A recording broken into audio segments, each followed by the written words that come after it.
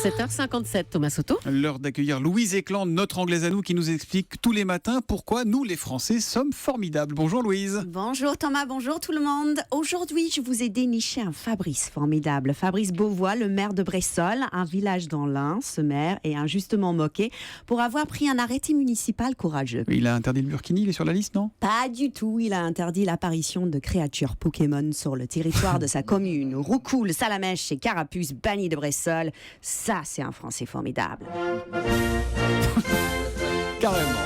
Ah bah carrément. 130 millions de joueurs dans le monde et le maire de Bressolles, 800 habitants qui déclarent les Pokémon hors la loi dans son petit village gaulois. C'est Astérix contre Pikachu, l'esprit rebelle à la française, et ça, j'adore. Mais pourquoi donc le maire de Bressolles interdit les Pokémon Go? Parce qu'il trouve que c'est comme une sorte de drogue pour les jeunes. Bon, il exagère un petit peu. Soit Fabrice, il a jamais joué au Pokémon, soit il a jamais fumé du shit.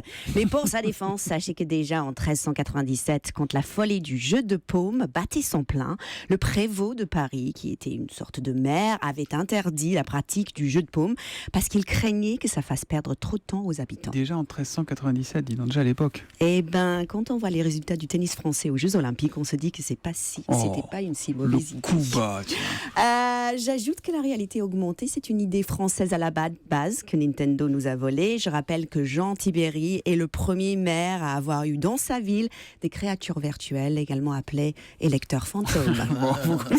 Vous connaissez bien l'histoire de France. Alors le maire de Bressolles a-t-il une chance d'être écouté? Eh ben, absolument aucune, parce que le village de Bressolles, Nintendo, they don't give a fuck. Autrement dit, le maire peut se fourrer le salamèche dans le rang-doudou. Oh non. Bah oui. C'est bien, non?